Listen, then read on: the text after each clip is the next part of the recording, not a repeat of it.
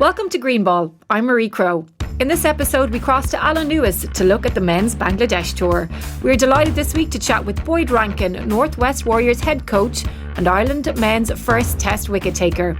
In our segment, Answer Me This, we chat to Women's International Player of the Year, Arlene Kelly. Now, on with the show. I'm delighted to say that Alan Lewis is standing by. Alan, how are you? I'm very good, Marie. No complaints at all. Well, we've a lot to get through, and we might as well go back a little bit and start with the ODI series defeat to Bangladesh. Disappointing series overall, 2 heavy defeats. It could have been a third as well if the weather hadn't intervened. Just with a few days past now, how do you reflect on it, Alan? I reflect on it, the fact that Ireland are playing now an incredibly good Bangladesh team. They're incredibly competitive. They came off a 3-0 victory against England, and I watched those matches, and really they've pushed themselves into a very, very good unit. Really top class seam bowling, obviously a history and tradition of good spin, and the reality is that Ireland struggled in the series. Why did they struggle, Alan? And what are the areas that are of most concern to you?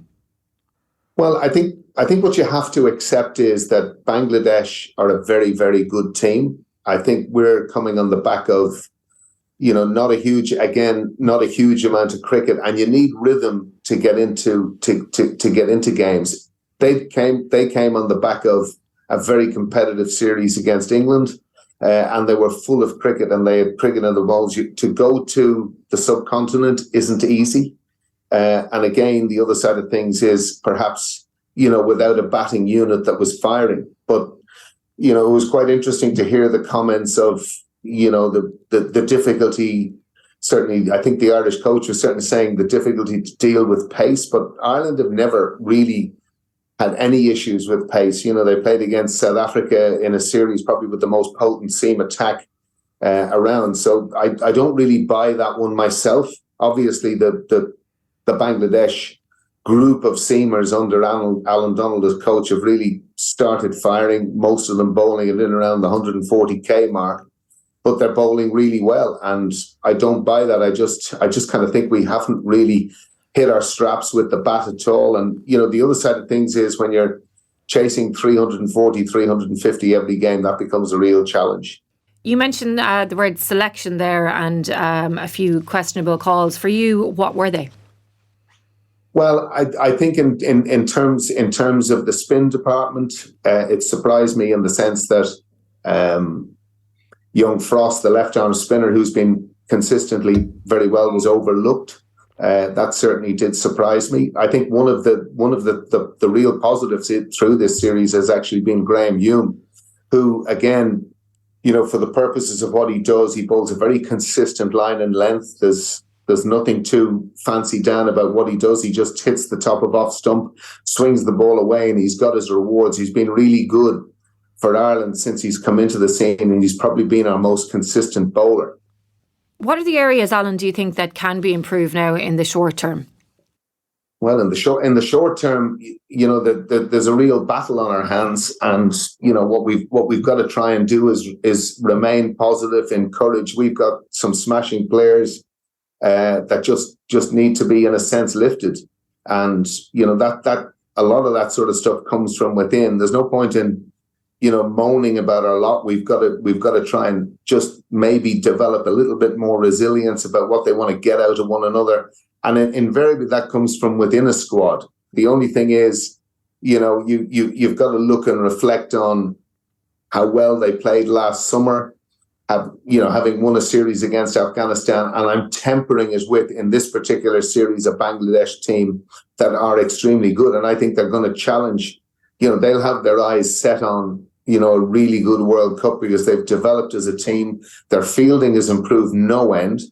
And they look a really together unit. Test cricket is just around the corner. What should the expectation be now heading into it? I think there'll be a huge level of excitement. The players have craved. Obviously, we've been without a test for a number of years now, and I think there'll be huge excitement. In terms of that, it'll be tough. They're playing against a Sri Lankan team in their own backyard, although the Sri Lankans themselves have got their own difficulties. they mightn't be qualifying, or they could be coming to the qualifying tournament with Ireland. They've just been beaten in New Zealand. So, from the point of view of where they are, a 2-match test series will fill the players with great excitement, and it should. And obviously then the carrot is the test match in Lords in early June. It's exciting anyway, and hopefully we'll have something to cheer about when it comes around. Alan, thank you so much as always for reflecting on all of that action over the last couple of weeks, and we'll talk to you again soon. Now I'm delighted to say that Boyd Rankin, Northwest Warriors head coach and performance pathway manager, joins us on the line. Boyd, first of all, how are you and how's life? Hi there. Yeah, I'm good. Can't complain, to be honest. Yeah, obviously been quite busy just over the winter period, just with obviously the senior guys, and then as you said, they're overseeing like the pathway stuff as well. So yeah, it's been a pretty full-on winter. I've also just started my level 4 like specialist coaching badge last October, so trying to juggle that as well. It's been quite difficult, but no, I've managed to get through the first year now, so I've just got another year to go. Was that always the plan for you when you finished up to go in the coaching route? It was always an interest of mine, even obviously when I was sort of the back end of my career. I sort of see myself obviously as a senior player trying to help the younger guys coming through, and I would have done a bit of coaching in around my like playing commitments. But I suppose it's only really been the last few years where I've sort of, in terms of increased the amount of coaching I've been doing, and I've really enjoyed it. Having that really good connection with the players, and just really trying to help them, and obviously trying to help guys play for Ireland, obviously play for the Northwest, but obviously play for Ireland as well. And I suppose like ultimately trying to help like Irish cricket, I suppose like widen their like player pool. Yeah, that always seems to be the issue. All right, that crops up, that a few more cricketers wouldn't go astray for sure. And like from your point of view, then, like, do you see the conveyor belts? Do you see the youth, and what's it looking like coming through? Yeah, well, as I said, I've sort of, like, in terms of the Northwest stuff, yeah, there is talent always there. I think that's the biggest thing, even from the Northwest point of view. Like, there always is talent being coming through. It's just trying to get a hold of that and trying to help as much as possible, and trying to have a clear pathway, which I think there is now, obviously, with up to 17s, and then you've got emerging stuff leading into the senior stuff. So I think there is a clear pathway there now. I think that emerging like future series has really helped that as well. There was a bit of a gap there between them sort of like leaving school and trying to get into the senior Warriors team. So I think from what I've seen, yeah, like I think there is plenty of talent there. It's just trying to help them as much as possible, and I think like ultimately it comes down to trying to get them experience in terms of games. I know we're probably lacking a little bit in terms of academy Wolves games, like especially, which I think will obviously help like massively to help these guys, because it is tough even going straight from senior Warriors straight into the Ireland setup. Like, it is a bit of a jump up. So I think any way and any match experience will like definitely help them. And from the female side of the game as well, are you seeing the same? Yeah, like women's cricket here's gone like really, really big here. I think it's increased a lot. Been quite a lot of work done by like Catherine Ruff here, with the Northwest as well, just trying to set things up. But yeah, like we've got a full like pathway system now for like the girls too, from under 11s right through. So, and there is plenty of like interest there, as I said. So yeah, I think even with the girls now, I think there is a clear pathway. Mm-hmm. You've obviously got full-time contracts now for the senior women. So I think obviously we've got the likes of Alana, and in terms of Kaya, who's just got like contracts recently. So I think it does show the girls in the Northwest that there is a pathway there, and if they're like training hard and they're obviously like performing, then I think ultimately they've got a great chance of obviously hopefully playing for Ireland one day. How have you found the transition of not being a player to being a coach? I think initially I would say it's quite tough. It's quite, I suppose I had a little bit of time. I was obviously helping a little bit with coaching, so I was still getting a bit of cricket, and I was still playing a bit of club cricket. But that first 12, 18 months, it was a bit of a shock to the system, I would say, because I was playing cricket 12 months a year for the last 16, 17 years. So to just have that stop, I suppose, sort of overnight, it is a bit strange, but it sort of got to a point where, like a lot of people say, you know when the right time is, and like it was the right time for me. I don't miss having to wake up really sore and stiff. I still sort of get that now with coaching, just having the dog stick for hours, but it's slightly different now. There's less, I suppose, pressure. I suppose it's a slightly different pressure now as coach, but as a player, I don't particularly miss the playing aspect. I do miss, I suppose, being around the team. But I suppose I still get that maybe in a different way now as coach, but I still get my cricket fix, like as you say, like in terms of being like a coach now. There's excitement building now about the test matches coming up against Bangladesh, Sri Lanka and England. You are very much associated with test cricket because you played for both Ireland and England. What are your standout memories? The standout memories for me, like initially, obviously, was the 2007 World Cup. It sort of really kickstarted my career, but obviously helped like Irish cricket as well, like massively through those early days. Obviously, there was a lot of hard work done before that, but I suppose it all came to that, and we managed to put in a couple of good performances. I think that's high up there. Obviously, for me, obviously, Test cricket was the main thing for me. That's like the still in terms like the pinnacle for me. So making my Test debut for both England and Ireland, especially Ireland, it was very an emotional day, like morning. I still remember like Andrew White presented the caps out, and it was just a very emotional morning for everybody involved. It was a lot of hard work to get there. So I think those couple of like matches and like series like really stand out for me. There hasn't been Test cricket for a while for reasons beyond everyone's control, but it is back now and it's on the horizon. How important is it for Ireland cricket to have these tests? Yeah, no, I think it's obviously massive. Like as you said there, they haven't played a test since the England test 2019, so it's 4 years basically since the last one. Obviously, it was a massive thing for us to try and strive to get there.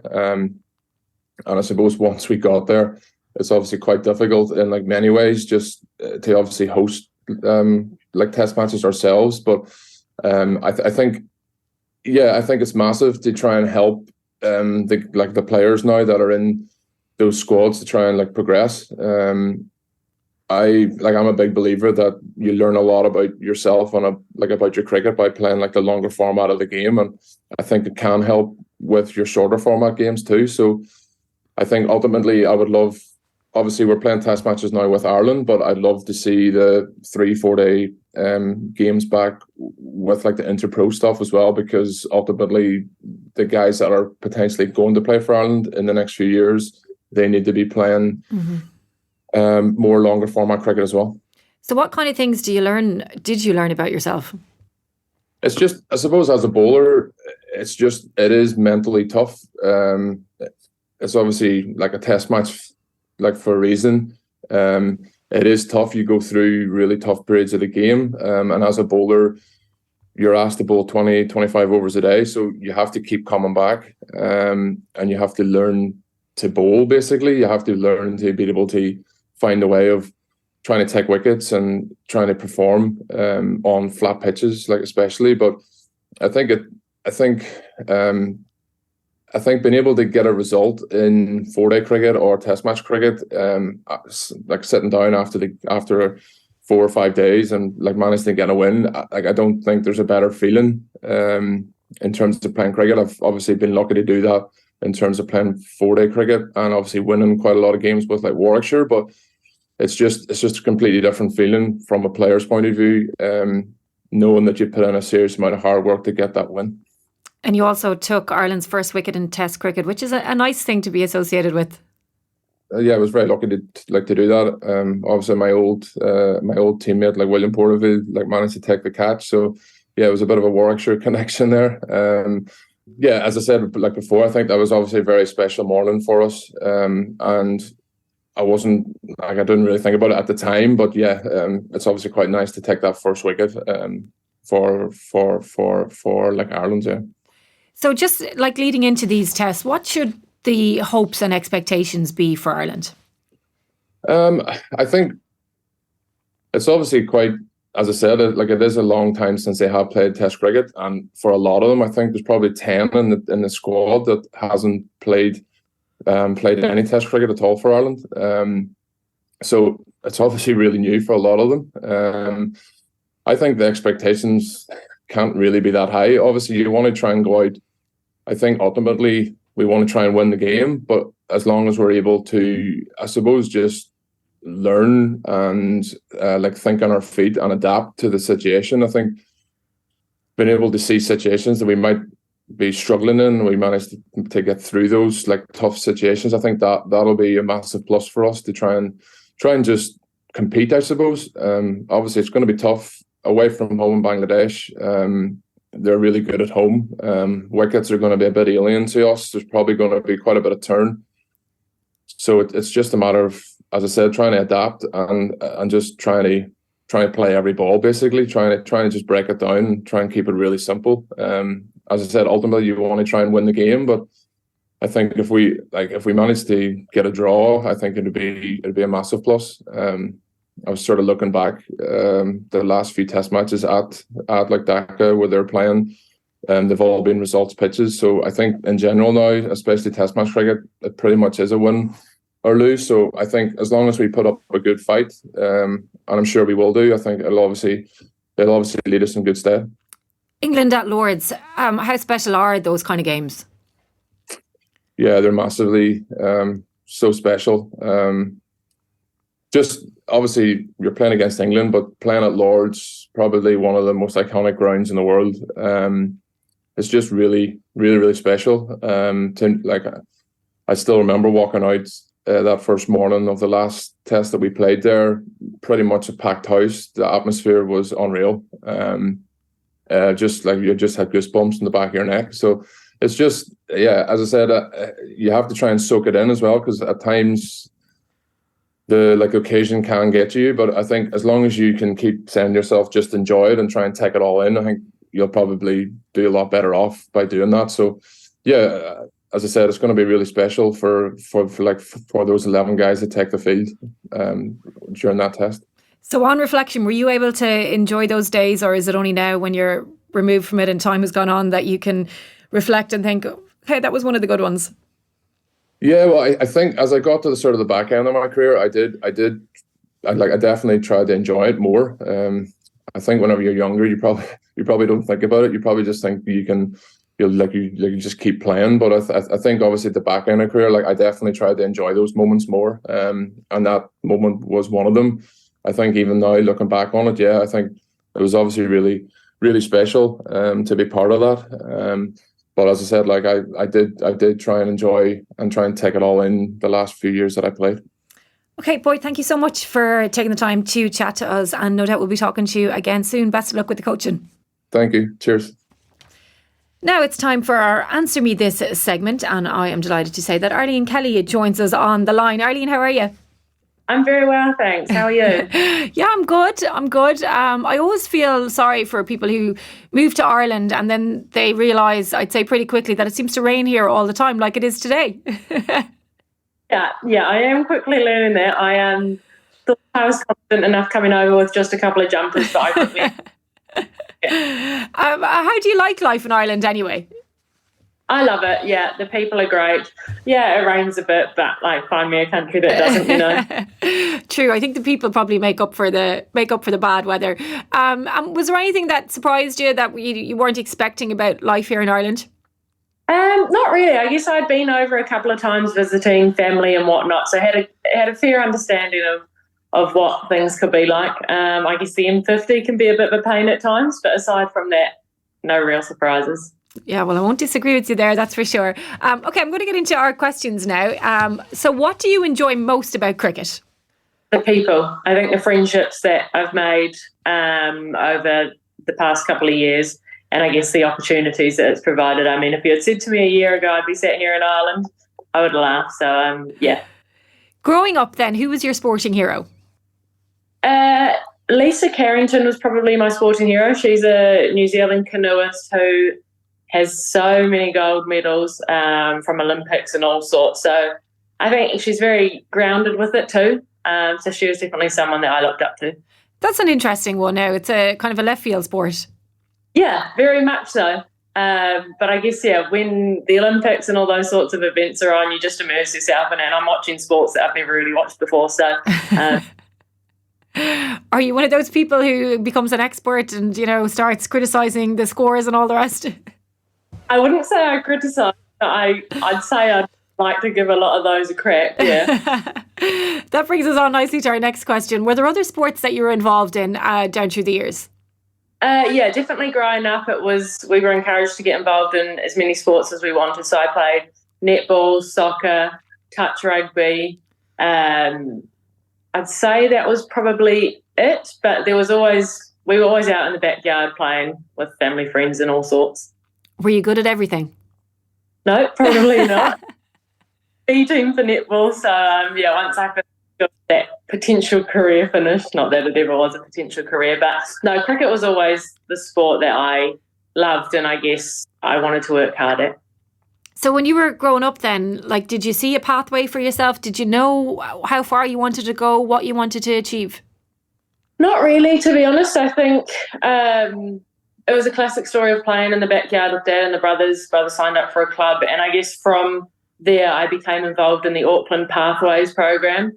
I don't know whether I ever envisaged how far I wanted to go. I just knew that I really loved playing the sport, and I guess I wanted to see how good I could be personally. I don't think I focused on what honours I could achieve within that. Was international cricket on your mind? Again, I think I just wanted to give my best, and whatever came of that. It is an absolute honour to play international sport, and so I think that would have been a motivating factor, but it was never the reason why I played. Tell me about your Irish connections. Yeah, so all 4 grandparents are Irish. Mum was born and raised in Cavan, still has a very strong accent despite living 30 years now. And Dad his parents came over on the boat to New Zealand, and then he was born over there. And I guess that's kind of where the connection comes from. We came back for the first time when I was about 15 for a cousin's wedding, and from that point forward absolutely fell in love with the country. I think it was such a strange experience because I was meeting cousins that I'd never met. I felt like I'd known them my whole life, that sort of a thing. So definitely a strong connection. Were you, I guess, raised on Irish folklore, on all things Irish? Were you hearing about the culture? Is that the kind of upbringing that you had? Yeah, definitely. We had spud every night for dinner. I'm not sure. But no, it always has a strong part of who I am and my identity. So now to be over here playing a sport I love and living in a country that I love too is really special. They all must be so proud of you. Yeah, they are. I was actually speaking to Mum this morning, and obviously it is tricky at times on the side of the world, but they're immensely proud and happy to see me doing what I love. So how have you found playing club cricket in Ireland then? Yeah, it's been a great experience. I think my club season kind of has been a bit disjointed with international commitments and things like that, but the girls just bring a fantastic work ethic and attitude. And I think one thing that I've kind of noticed being a major difference from New Zealand is clubs over here have more of a community feel. You get back, you support the other teams, you go for a drink on a Friday night. There's that real camaraderie, which is really important within any sport. So it's an amazing thing over here and a real strength of Irish cricket. Away from cricket then, what does the perfect day look like for you? Oh, okay. Have a little stroll along the beach for a coffee. Maybe catch up with some friends for lunch. Get in some sort of active activity, whether that is going for a run or a walk or whatever it might be. And then a nice dinner. I like a good steak, so maybe a steak for dinner.